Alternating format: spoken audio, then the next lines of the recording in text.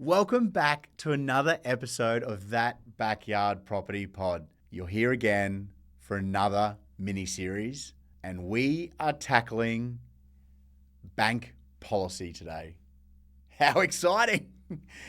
Bank policy is probably the most important part or aspect of a mortgage broker's life. Being a competent mortgage broker is all around understanding different bank policy, because each bank has their own needs and requirements, and some banks will say yes to some aspects of a loan while others will say yes to other aspects. So when a mortgage broker is presenting the lending options or bank options, knowing what bank policies are and the reason for presenting that bank is so vital. So today I'm going to rattle off a few different bank policies that are worth thinking about. So one of the first ones is around bonus income.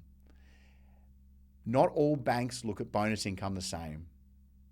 If you are getting paid a bonus or have only been paid a bonus once from a new job or a new company, but there's only one bonus, or that particular bonus is significantly higher than the other one, banks like Macquarie, Bankwest, and Westpac are really good at looking at bonus income in isolation. So if that is you, then we can guide you through that process, because knowing which bank will look at your bonus income in isolation is crucial. If you're on parental leave or maternal leave, most banks will look at your return to work income if you have enough savings to get you through the period of not being in the workforce, or between when the loan settles and when you return to work. So that's a really important one. Most banks will actually look at this. So if you're on parental leave or maternal leave, you can definitely still get a loan. It's important that you have a return to work letter. That return to work letter should state that the date you're returning to work, the income that you're returning to work on, and then what capacity. So whether it's full-time, part-time, 0.5 FTE, 0.8 FTE, or whatever it might be. So that can still be used as income. If you are looking at getting a gift, most banks will accept a letter from the family member to say that the gift is non-repayable and the amount that they're gifting. That's all they need. There's some that will need a stat deck, but most banks do not need to see that gift in your account. They can just use a letter or a stat deck to use that towards the contribution that you're looking to make. Guarantor. Not all banks will do a security guarantor or guarantee. The ones that I particularly use or use very often is Bankwest, ANZ, CBA, and Westpac. And the reason being is that the requirements from the guarantor or the parent is significantly less than other banks. The income that needs to be provided is just the information, and they don't generally need the documentation from the guarantor. They just need copies of ID and then obviously speaking with a broker. So if you are looking at using a guarantor, it's important to understand the pros and cons from each bank. Self-employed. Most people I talk to that run their own business believe that it is harder for them to get a loan than someone else. And this generally is not the case.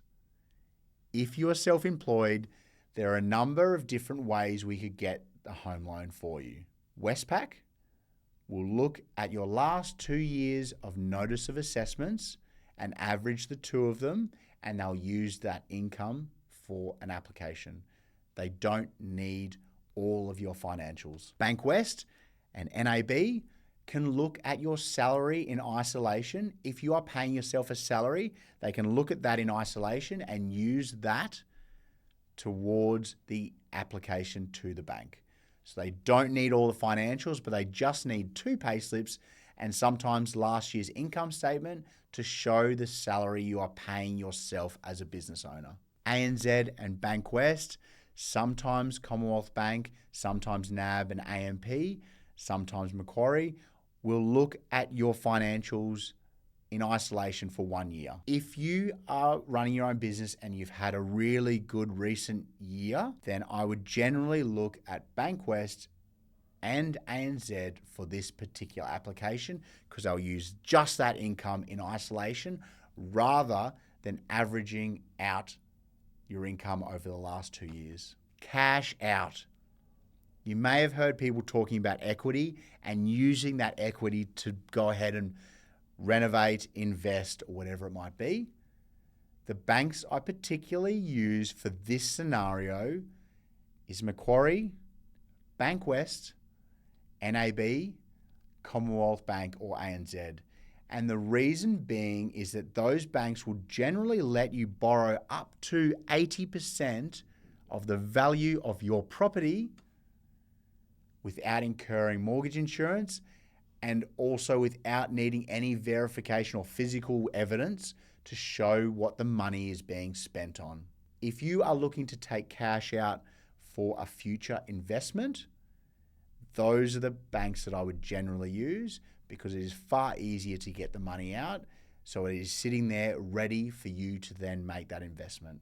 If you are running your own business and you have company debt, Macquarie and AMP are the two banks that I would generally use that do not consider your company debt in your personal borrowing calculations. So if you are running your own business and you have debt within the company, I would generally use Macquarie or AMP in this instance, because it is not factored into your personal borrowing. Generally, business owners might have a car loan, or they might have a lease in place, or they might have a credit card, so that wouldn't be factored into your personal borrowing. Mortgage insurance waivers, LMI waivers. This is such an important topic to understand. There's so many different banks that will offer certain professions or roles the ability to waive mortgage insurance based on having a lower deposit. You probably have heard of doctors getting this done for them. Nurses are some others, and so I'll rattle off a few more. If you're an accountant, a midwife, a lawyer, a physio, a psychologist, a psychiatrist, a dentist, a teacher, then these are some of the professions that can waive mortgage insurance.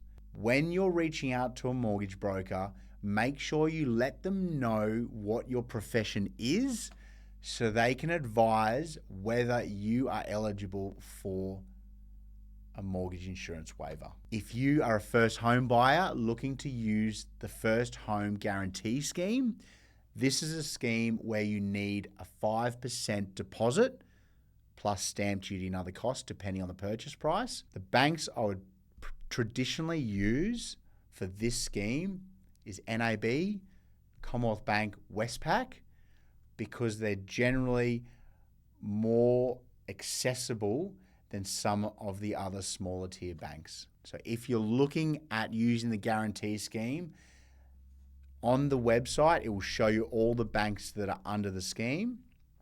So that will give you a good idea, and then reach out to the mortgage broker, because they will be able to advise which banks are going to be more suitable for your circumstance than others. Bridging finance. This is such a topical loan application at the moment, because so many people are looking to upgrade their current home. They don't necessarily have the borrowing capacity to have two loans at once, so they're needing to sell their current home and buy their next home. They generally want to be able to move into the new home before they sell theirs, and this is where bridging finance comes into it. I'm going to do a full mini series on this next week so that you can understand more about bridging. The banks that I'm generally using for bridging at the moment is Commonwealth Bank, Westpac, and ANZ. So keep an eye out for next week's mini series where we tackle bridging finance, because if you are in the position of wanting to buy a new property whilst you currently have your current home, then that episode is going to be crucial for you. So reach out for that one. Wait for that one to come out. That's a really, really brief overview of a number of different bank policies that I generally see on a daily basis. It's obviously general in nature, and there's so many banks that can be used for different aspects. So these aren't the only ones that I would use. However, it's to give you an idea of different aspects of an application. And if any of those meet your needs at the moment, then reach out because we can obviously guide you through that. Thank you again for joining us. As always, I love having you as part of this community. It's growing and I feel so excited to have you on the journey with us. I can't wait to see you again next week for the Bridging Miniseries. Until then, have a great week and see you again soon.